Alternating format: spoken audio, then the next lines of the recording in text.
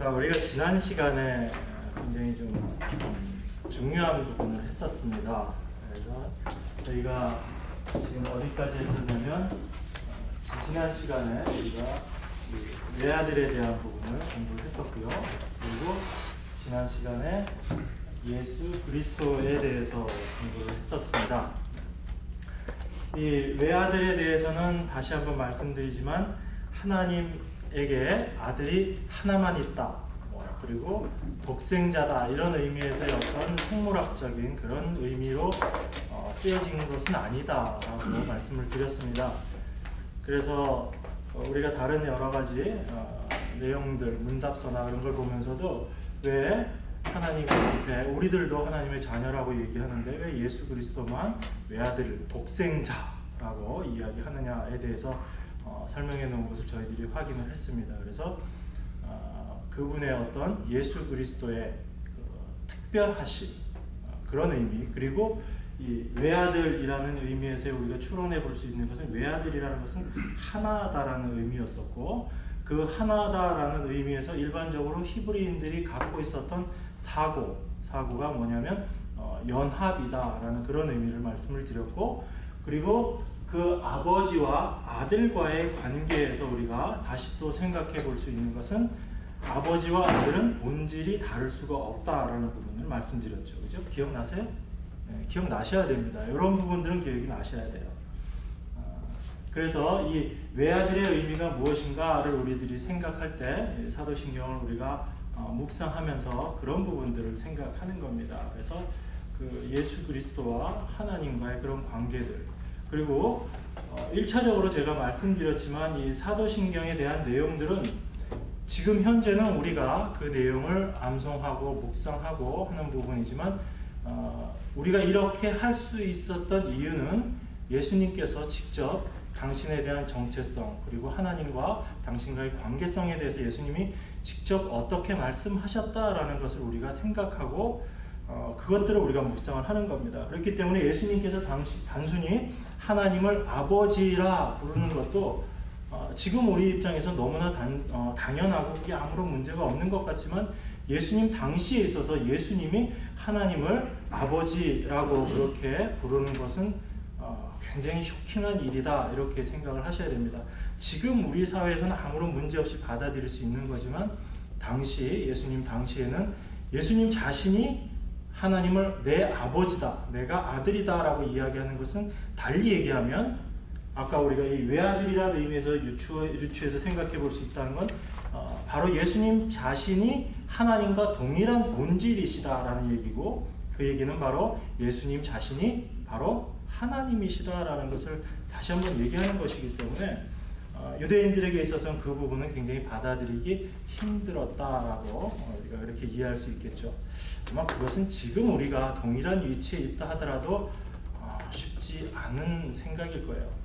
제가 고등학교 때 그런 생각을 했습니다. 그래서 제 선배 형님한테 교회에서 교제 비슷하게 얘기하면서, 내가 예수님 당시에 그때 있었으면 절대로 예수님 십자가에 못 박지 않았을 건데, 난 그때 믿었을 건데, 그렇게 얘기를 했습니다. 여러분들, 제가 그때 그렇게 얘기한 거에 대해서 어떻게 생각하세요?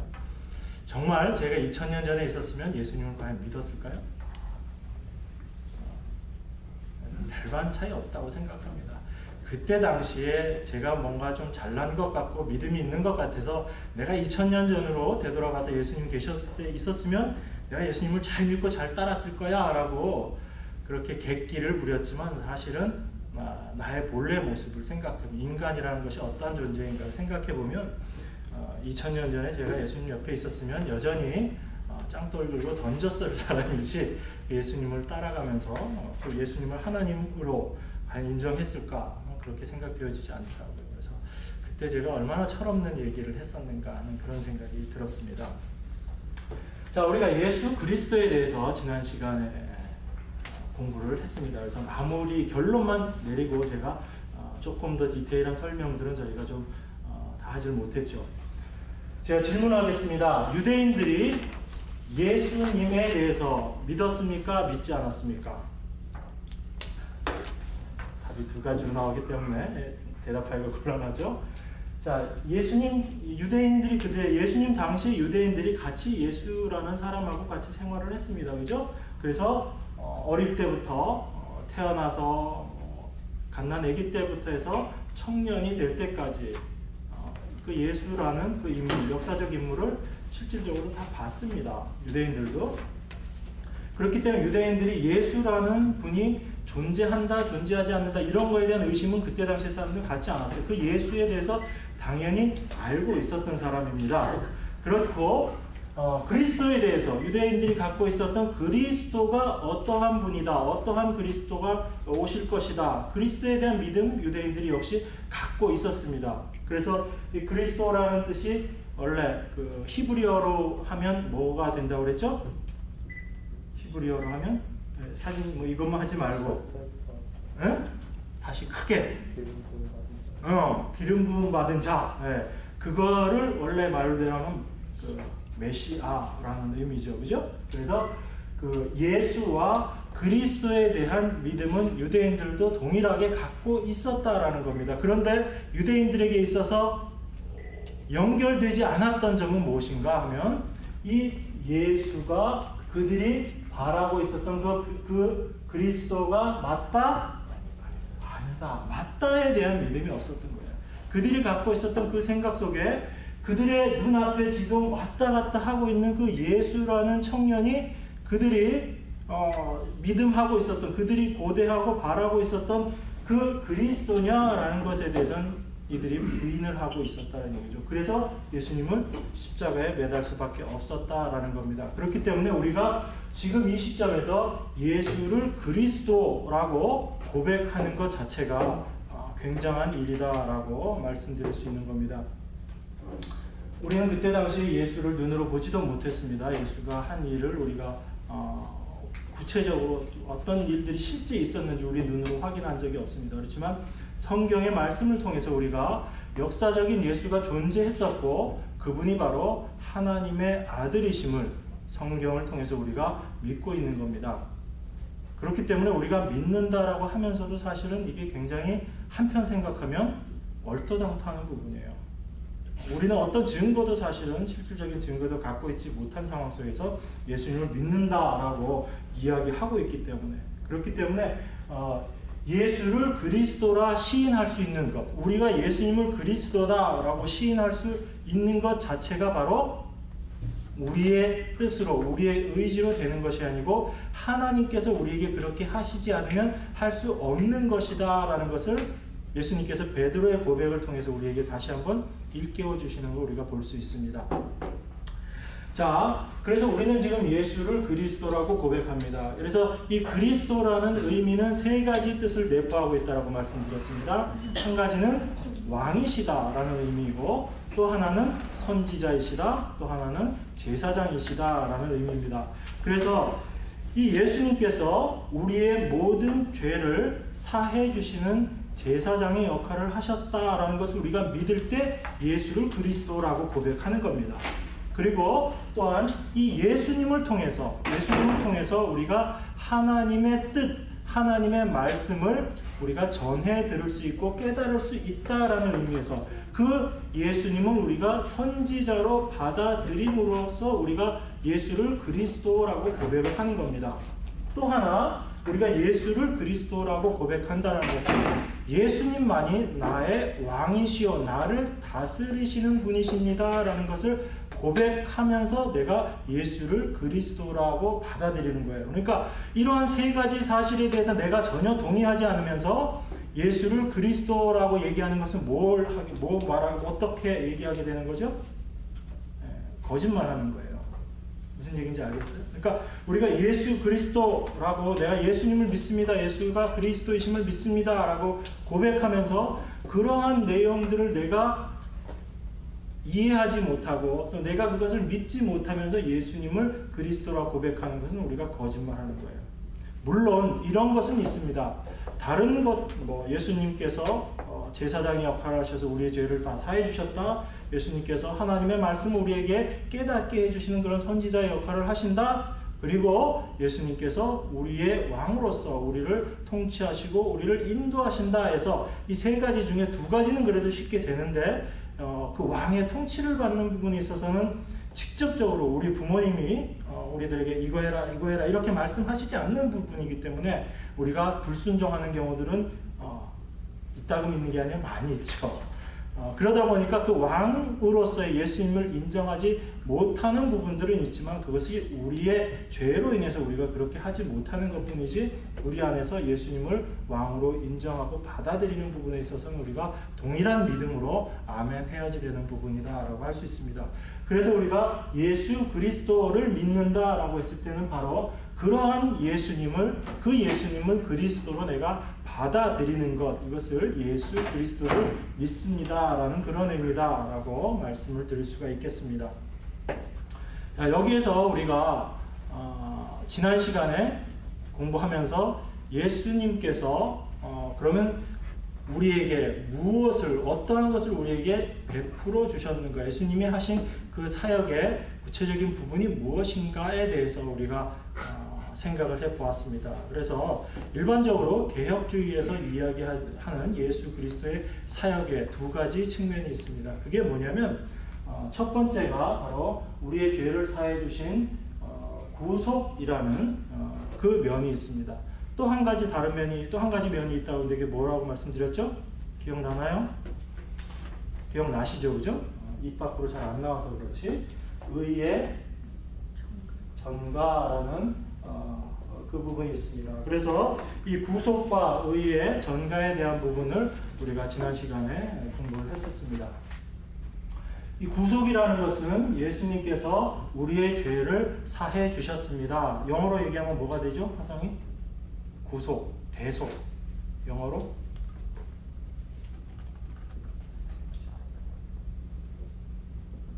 알죠?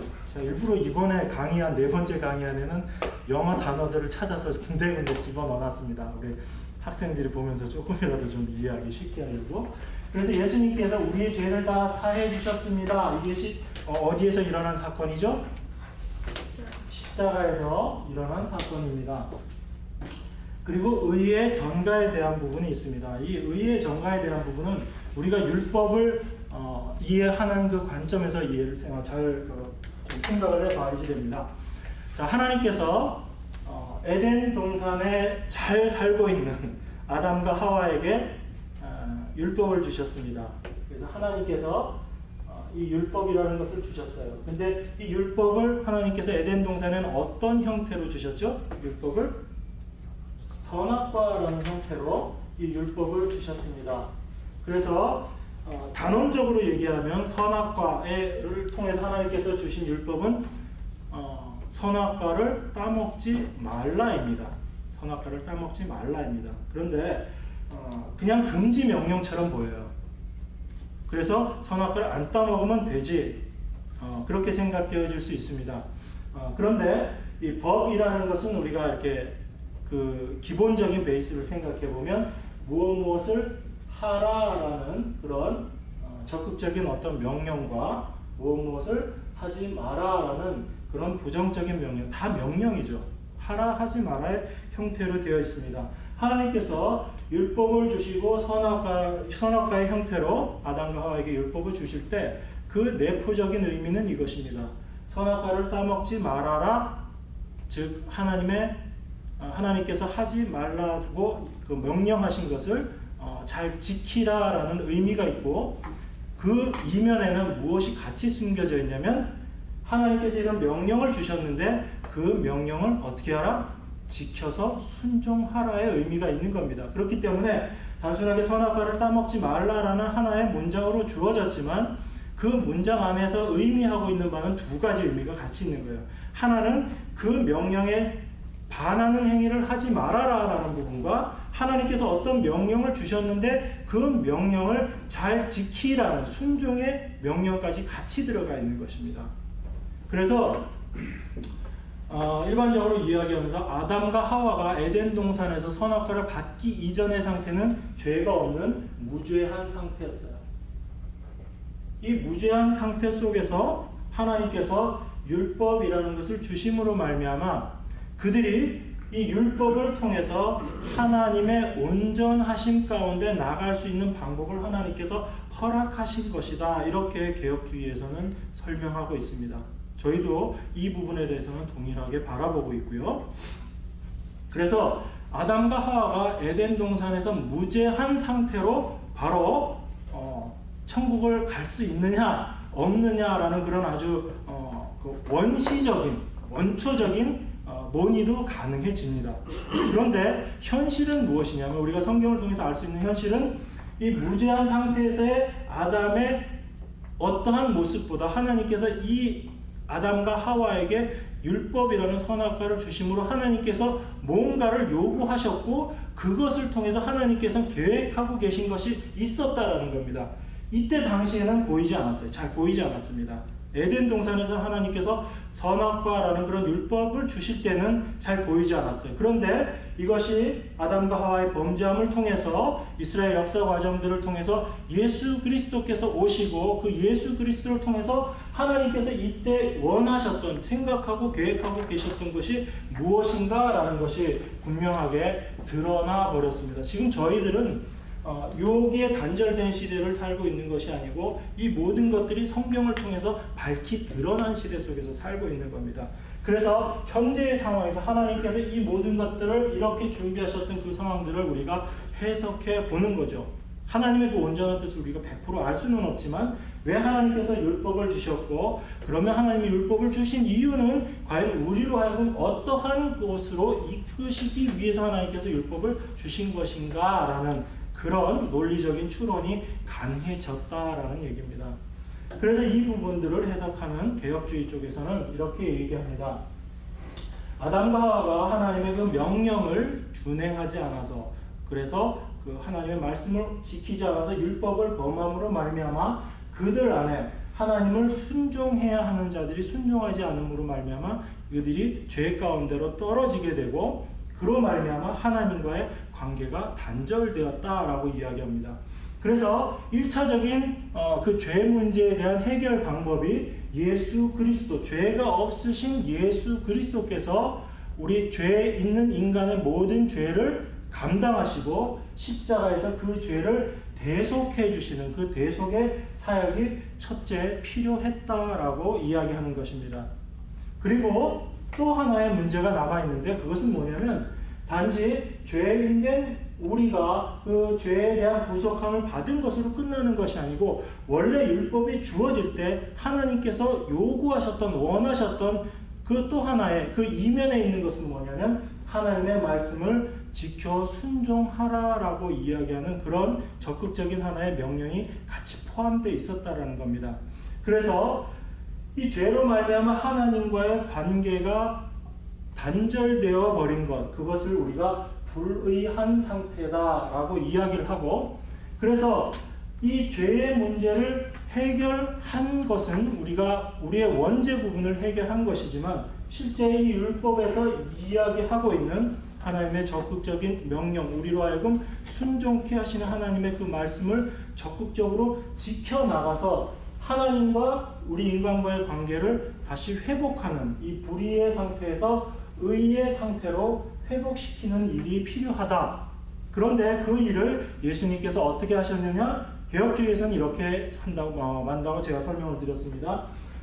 예수 그리스도의 삶을 통해서 그 평생의 삶을 통해서 하나님의 말씀을 온전히 지키시고 그래서 예수님께서 이룩하신 그 의를 우리들에게 전가시켜 주셔서 하나님과 우리의 관계를 회복시켜 주셨다라고 그렇게 이야기합니다. 그래서 예수 그리스도의 사역을 이렇게 두 가지로 이해하게 되는 것이 개혁주의에서 일반적으로 이야기하고 있는 것입니다.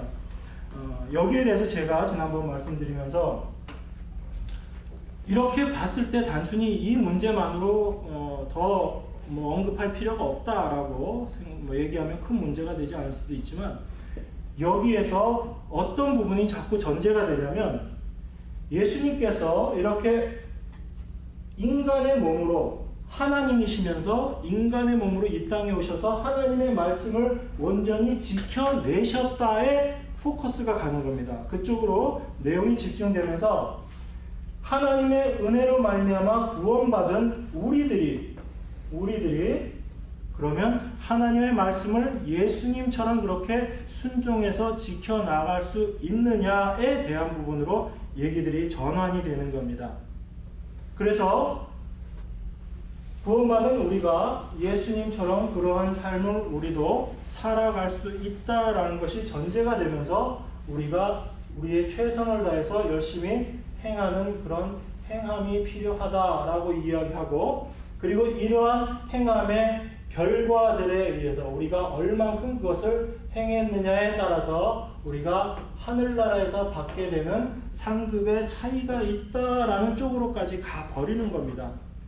여기서 결정적으로 오해되어지는 부분이 뭐냐면 이 모든 것들이 하나님의 은혜라는 부분이 사실은 간과되기 때문에 이런 논리들이 가능해지는 거예요.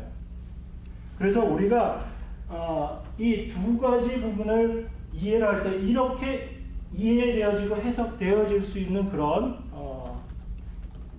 문제점들을 우리가 다른 각도에서 이것을 바라보면서 이것을 순전히 하나님의 은혜로, 또 실질적으로 하나님께서 그 율법을 우리에게 주시면서 요구하시고 원하셨던 것이 성경적으로 봤을 때 무엇이 옳은가라는 것을 우리가 다시 한번 생각해 보자라는 얘기입니다. 이 전제는 하나님께서 주신 이 율법을 예수님께서 지키셨기 때문에 우리도 이 율법을 지킬 수 있다라는 것이 전제가 되어 있습니다. 그래서 이 율법을 지키기 위해서 우리도 최선을 다해야지 된다라고 그렇게 이야기하고 있어요. 제가 한번 물어보겠습니다. 하나님의 자녀가 된 우리들이 우리의 최선을 다하고 열심을 다해서 하나님을 사랑하려고 애쓰고 하나님의 말씀을 순종하려고 애써야 됩니까? 아니면 대충 살아도 됩니까? 결론은 너무 뻔하죠. 우리의 삶의 모습은 겉으로 보기에는 이런 모습으로 살아져야지 됩니다. 이렇게 살려고 애를 써야지 돼요.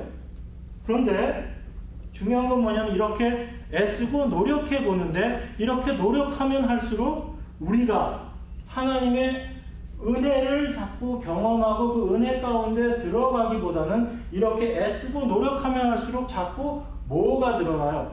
예수 그리스도의 의가 드러나는 것이 아니고 우리의 의만 자꾸 올라가게 된다는 겁니다. 내 의만 자꾸 드러나게 되고, 그래서 내가 뭔가 한 가지를 하고 나면 대표적으로 드는 생각이 그거죠. 내가 이렇게 했는데 왜 다른 사람들은 나처럼 그렇게 하지 않지? 이게 뭐죠? 이걸 정죄하고 판단하고 비난하는 그런 모습으로 가게 됩니다. 하나님께서 분명히 원하셨던 결과들은 아니고 우리는 하나님의 뜻을 쫓아서 살아간다라고 애를 쓰고 노력했는데도 여전히 이 모습 가운데로 떨어질 수밖에 없는 그런 모습도 우리들이 발견한다라는 거죠. 그렇다고 해서 우리가 이러한 노력들을 포기해야 되느냐? 절대로 포기할 수 없는 부분이고요. 그러면 우리가 이 부분, 하나님께서 우리에게 말씀하신 그 내용들을 다시 다른 각도에서 한번 쳐다보면서, 그럼 우리가 여전히 은혜 가운데로 있으면서 우리의 삶의 모습도 최선을 다해서 경주하는 그런 경주자의 모습의 삶을 살아가면서도 이 은혜에서 떨어지지 않기 위한 방법이 어떤 것인가, 또 그렇게 우리가 바라볼 수 있는 다른 측면은 없는가라는 부분을 생각해 볼 때 제가 그 법을 지킴에 대해서 말씀을 드렸습니다. 지난 시간에. 그래서 법을 지킨다라고 했을 때 많이 지저분해져서 여기다가 하나 더 이 법이라는 게 있습니다. 무엇을 하라, 뭐 하지 마라, 이런 명령으로 되어 있는 게 법입니다. 그런데 이 법을 지키는 방법이 두 가지가 있다라고 말씀드렸습니다. 결론은 한 가지예요. 지키게 되는 것은 결론적으로. 하나는 뭐죠? 하라 하지 마라에 대한 것을 그대로 따라하는 겁니다. 그죠? 이게 하나의 지키는 방법이에요. 또 하나는 법은 항상 이렇게 되어 있습니다. 어떻게 하라 하지 마라. 근데 그렇게 하지 않으면 어떻게 벌한다라고 되어 있습니다. 그랬을 때 우리가 이 법이 금하고 있는, 법이 명령하고 있는 것에 대해서 우리가 거스르는 행동을 했을 때 거기에 대한 처벌을 제대로 받는 것도 법을 어떻게 하는 것이다? 준수하는 것이다. 법을 지키는 것이다 라고 말씀드렸어요. 그래서 다 우리 그 80년도 때 한참 시끄러울 때 대학생활을 하셨던 분이시기 때문에 늘 고민이 많았죠. 데모를 해야지 되나 말아야지 되나. 분명히 잘못된 법들이고 그런 법에 대해서 저항을 해야지 되는가 말아야지 되는가, 아니면 그 논외로 하고 열심히 내공부해서 내가 나중에 어떤 위치에 가서 그런 것들을 고치기 위해서 애를 써야지 되는가, 많은 고민들을 했을 겁니다. 근데 많은 학생들이 실질적으로는 이런 잘못된 법에 대해서 대항하면서 거기에 대한 처벌을 받았어요. 물론 안 받고 도망가는 사람들도 있지만, 그래서 하나님께서 주신 율법이 잘못된 법이다라는 의미가 아닙니다. 법이라는 것을 우리가 어떠한 모습으로 지켜낼 수 있는가라는 그 모습을 말씀을 드리는 거예요. 그 두 가지 측면을. 그랬을 때 예수님께서는 우리가 생각했던 그 예수님이 그 율법과 선지자를 온전케 하러 오셨다라고 말씀하신 그 예수님이 개혁주의 쪽에서는 그 말씀들을, 그 모든 율법들을 다 실제 몸으로 지키셔서 그것을 우리에게 의로 전가해 주셨다라고 그렇게 이해를 하지만, 오히려 그렇게 이해하는 것보다 예수님께서는 그 율법에 대해서 이 모습으로, 징벌을 당하시는 모습으로 그 율법을 온전히 이루셨다, 완성하셨다의 모습. 그래서 예수님의 의의 전가도 여전히 구속이 십자가에서 완성된 것처럼 예수님께서 우리에게 의를 전가해 주시는 모습도 여전히 십자가에서 완성된 것으로 우리가 이해하는 것이 옳겠다라고 말씀드렸습니다. 자, 여기서 우리가 한 가지를 더 생각을 해야 됩니다. 학생들 좀 어려울 수가 있겠는데 좀 하나하나 들어갈수록 복잡해지죠, 그죠? 나중에 결론은 여러분들이 알고 있고 나중에 좀 더 크면 고민을 좀 해보도록.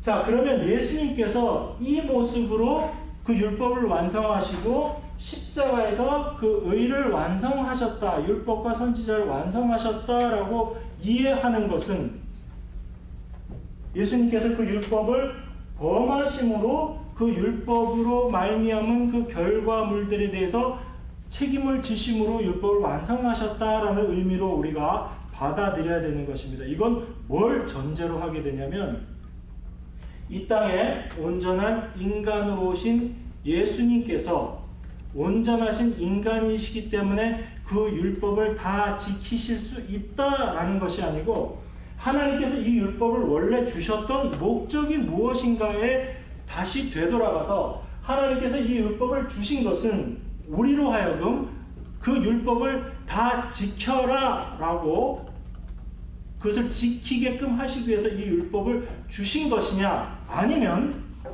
하나님께서는 이 율법을 통해서 우리 인간의 불가능함, 피조물의 불가능함, 그래서 하나님을 의지하지 않으면, 하나님께 그 은혜를 구하지 않으면 완전한 곳으로 나아갈 수 없는 인간의 연약함, 부족함, 불가능을 깨달아라 라고 이 율법을 주셨는가 라는 부분에 대한 큰 견해의 차이라고 볼 수 있습니다.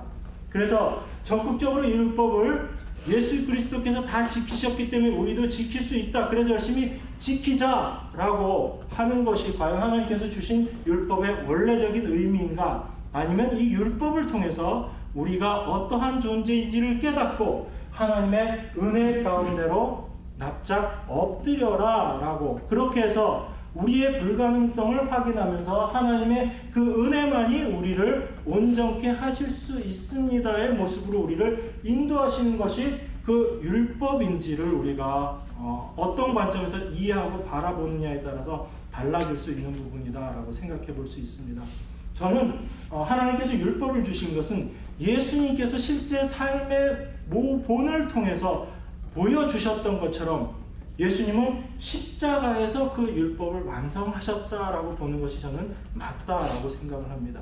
그것이 하나님께서 우리에게 율법을 주신 목적이고, 그 율법을 통해서 온전한 인간으로신 예수 그리스도께서 그 율법이 무엇인지를 우리에게 밝히 드러내 보여주시기 위해서 그 율법을 감싸 안고 십자가에서 매달리신 것이다 라고 우리가 이해할 수 있죠. 그렇게 되어야지 율법 자체를 통해서 하나님께서 요구하셨던 두 가지 측면을 십자가라는 한 곳에서 두 가지를 같이 해결을 할 수 있습니다. 그런데 그걸 그렇게 이해하지 않으면 하나님께서 동일하게 율법을 통해서 주신 그 두 가지 목적을 십자가와 예수 그리스도의 삶이라는 또 다른 부분에서 해결점을 찾아야 된다는 거예요.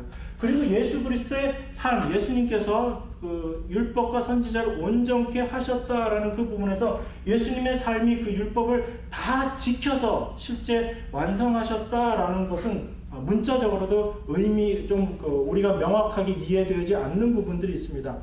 실제 예수님께서 감당하실 수 있었던, 지킬 수 있었던 율법들은 거기 유대인들이 갖고 있었던 그런 모든 율법들을 다 포괄할 수 없는 부분들이 분명히 있습니다.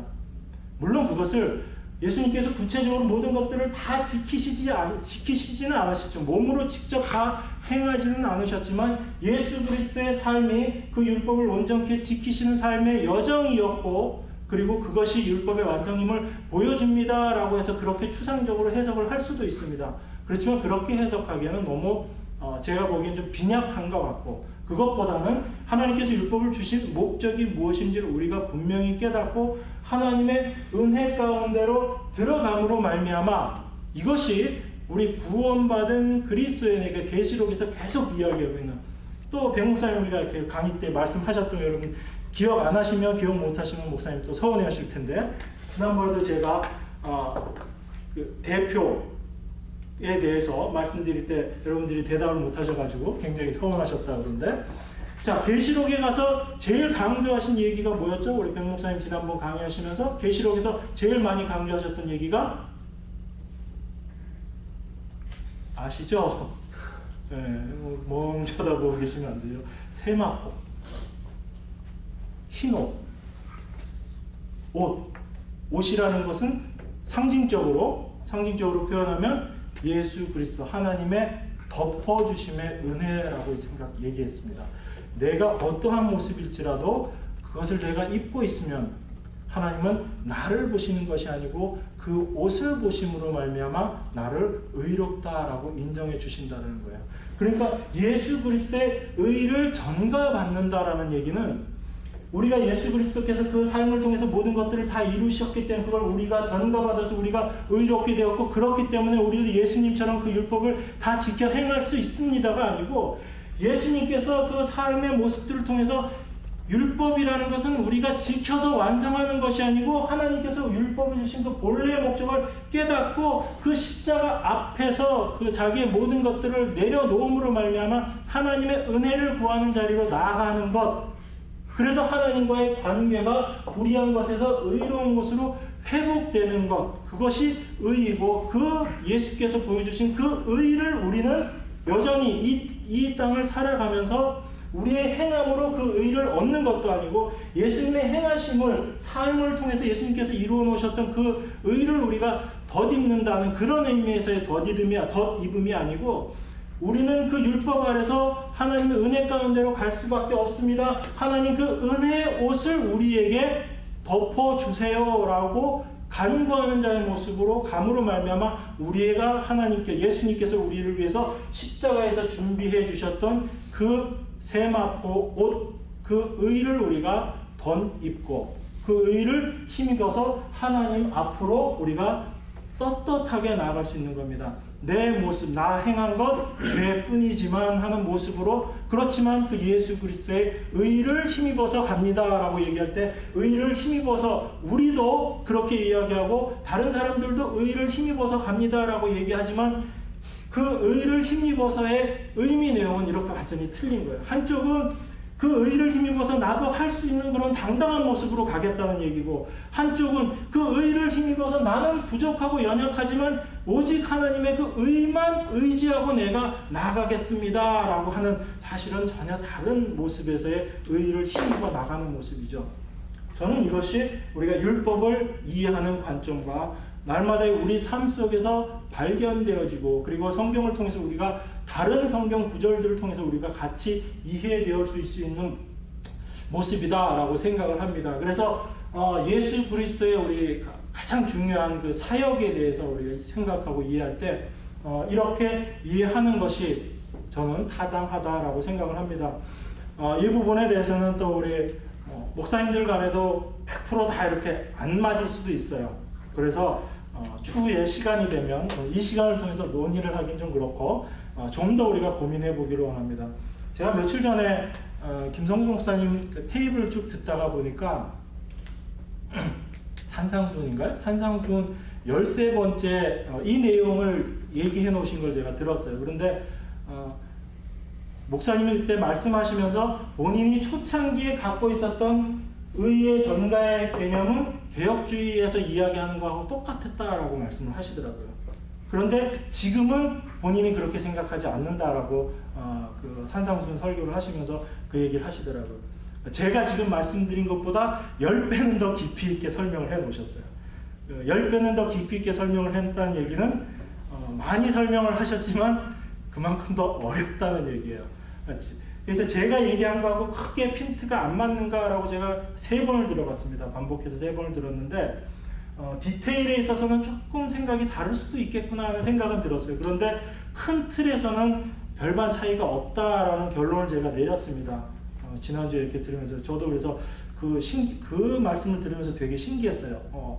많이 비슷하구나. 그 부분에 대해서는 이해한 부분이 좀 비슷하시구나. 근데 아주 자세하게 설명을 잘 해놓으셨습니다. 그러니까 여러분들이 제 거 듣고 이 강의 듣고 좀 아쉽고 서운하신 분들은 13번이에요. 산상수훈 설교 13번째니까 한번 들어보십시오. 들어보시면은 다른 많은 성경 구절들을 근거로 대시면서 설명을 해 놓으셨어요. 그래서 여러분들이 굉장히 유익할 거다라는 생각이 듭니다.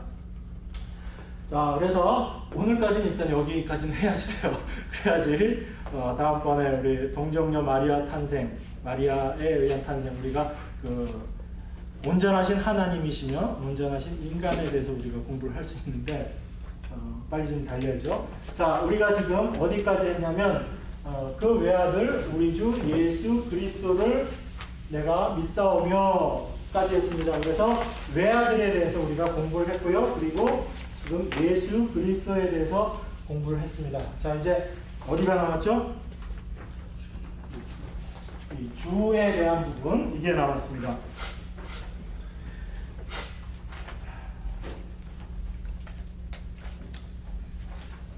제가 다른 거 써온 게 많은데 도저히 그것까지는 다 못하겠고요. 일단 주에 대해서 보겠습니다. 주는 좀 쉽게 넘어가죠. 자, 주. 제가 여기 그 3페이지에 여러분들에게 나눠드린 거 3페이지에 보시면은 오늘 거 보시면 없습니다. 지난주 거에 3페이지가 있어요. 오늘 거에는 3페이지 없습니다. 자, 하나님을 의미하는 히브리어 단어가 있었어요. 그죠? 우리 목사님들은 다 아실 거고, 그걸 굳이 영어 알파벳으로 표기를 하면 이겁니다. 이거예요. 이게 히브리인들이 일반적으로 여호와 하나님에 대해서 갖고 있었던 이 단어예요. 히브리어는 원래 모음이 없었던 문자예요. 말이라고 그러면 안 되죠. 그죠? 말은 모음이 같이 섞여 있는 거니까. 히브리 문자는 모음이 원래 없었습니다. 뭐만 있냐면 자음만 있는 거예요. 자, 여기에서 모음이 있나요? 없나요? 모음 없습니다. 다 자음만 있어요. 자음만 있다는 얘기는 이것을 발음할 수 있다라는 얘기입니까? 발음할 수 없다라는 얘기입니까? 발음 못한다는 얘기예요. 자, 그래서 우리 한국말도 마찬가지죠. 자음만 이렇게 쓰여 있으면, 자, 이거 어떻게 읽을까요? 사람마다 읽는 방법이 다 틀리겠죠. 이걸 어떻게 읽었는지 알 수가 없는 겁니다. 구체적인 전승이 있어서 이거는 가나다로 읽었어. 그렇게 해서 그게 계속 구전되어 왔으면 보고 가나다라고 이렇게 하지만 고노도라고 해도 이건 잘못된 것이 아니고 건어도 그래도 잘못된 게 아니죠. 그죠? 그렇기 때문에 자음만 있으면 우리가 이해할 수 없는 겁니다. 이걸 어떻게 발음했는지. 더군다나 히브리 사람들은 여호와 하나님에 대해서 이렇게 써놓고 나서 하나님은 너무나 존귀하신 분이기 때문에 감히 그 하나님을 이름을 부른다는 것 자체를 상상을 못했어요. 그래서 쓰기는 하나님에 대해서 쓰기는 써야 되니까 문자로 남겨야 되니까 하나님에 대해서 쓸 때 이렇게 써놓고 나서 이걸 읽을 때는 어떻게 읽었냐면 이것을 아도나이라고 읽었어요. 이 단어 철자하고는 전혀 상관없는 다른 식으로 하나님이라는 것을 읽었어요. 그게 아도나이라고 일반적으로 이 글자가 나오면 아도나이라고 읽고 읽기 전에 뭐 했냐면 막 쓰다가 이 단어를 딱 써야 되는 상황이 되면 가서 열심히 목욕 제기하고 손 깨끗이 정갈하게 하고 그리고 다시 와서 아도나이 씁니다. 그리고 또 다음 단어를 쓰고 그 다음에 이 단어가 또 나와요. 그럼 또 어떻게 해요? 또 가서 목욕하고 목욕 제기하고 다시 와가지고 이 단어를 썼어요. 그러니까 이 히브리인들이 하나님에 대한 경외감이라는 것은 우리가 상상할 수 없을 정도입니다. 그래서 어떻게 하나님의 이름을 우리가 부르냐? 부를 수도 없다. 그래서 아도나이라고 이렇게 대신 읽었습니다. 그래서 요 아도나이라는 것을 헬라어로 번역하면 이게 히브리어로 무슨 의미냐면 이게 주라는 주인 주자 왕이란 내 삶의 주인. 그래서 이걸 헬라어로 이야기하면 헬라어로 여러분들이 잘 아시는 단어예요. 주 예수 그리스도 할 때 그 주가 바로 헬라어로 그 주입니다. 그게 뭐죠? 큐리어스라고 얘기하는 그게 그 주라는 의미예요. 그래서 이거하고 이 두 가지, 이 자음자하고 여기에 나와 있는 모음자하고를 합쳐서 사람들이 여호와라고 그 음가를 만들어낸 거예요. 그래서 여호와 하나님이라고 이야기할 때 이 여호와는 어떻게 해서 생겼냐면 바로 여기에 나와 있는 이 자음값하고 여기에 나와 있는 모음값이 합쳐져서 여호와라는 게 됐습니다. 그런데 더 철저하게 이 두 자음과 모음을 합쳐서 제대로 발음을 하면 여호와가 아니고 야훼예요. 야훼가 되는 겁니다. 그래서 지금도 죽어라고 여호와라고 안 그러고 야훼 하나님 계시는 분이 있죠. 형식적으로는 아주 잘 지키는 것 같은데 그 하나님의 본래적인 하나님이 어떤 분이신지는 제가 보기엔 잘 모르는 것 같아요. 그래서 전 별로 그분을 안 좋아하는데 실명은 제가 밝힐 수가 없고 그래서 굳이 이걸 보면서 여호와라고 우리 모든 성경에 한글 성경에 여호와라고 되어 있는데 굳이 그 구절만 그 단어 나오면 야훼라고 본인이 유식하심을 드러내시는 목사님들이 많이 계세요. 저거 뭐 탓하고 싶진 않은데 어쨌든 이 의미가 그렇게 되는 겁니다. 그래서 정확한 발음은 여호와보다는 야훼가 더 정확한 발음이에요. 그런데 저희 성경에서는 이것을 여호와라고 그렇게 일반적으로 쓰고 있습니다. 그러니까 그렇게 이해하시면 되고요. 그래서 이 여호와를 의미하는 것이 주라는 단어였어요. 그 주라는. 그래서 우리가 주 예수 그리스도에서 주라고 표현할 때 이 주의 의미는 단순히 내 삶의 주인입니다의 의미가 아니고 이것은 무엇의 의미예요? 하나님이십니다라는 것을 믿는다라는 얘기예요. 그러니까 이 하나님을 나타내기 위해서 아도나이라는 실제 발음을 그렇게 했었을 때 이 아도나이의 의미가 주이고 그것을 헬라어로 번역한 것이 큐리오스이기 때문에 우리가 주를 생각할 때는 나의 주인 되시는 그런 의미로 생각을 하는데 그 본래적인 의미를 추적해 들어가면 이 주라는 의미가 갖고 있는 원래 의미는 뭐냐면 하나님이라는 의미예요. 그러니까 우리가 믿는데 여기서 그는 누구였죠? 외아들의 그면 누구예요? 하나님의 외아들이시며 우리 믿는 자들의 주, 다시 얘기하면 하나님이신 역사적으로 이 땅에 오셨던 그 예수님이 그리스도이심을 내가 믿습니다라는 것이 바로 이 구절에 나와 있는 의미 내용이다라고 이해할 수 있습니다. 그러니까 이렇게 간단한 것 같은데도 들어보면 되게 재밌죠. 전혀 재미없네요. 저만 재밌어요, 그죠? 다은이 이해해요?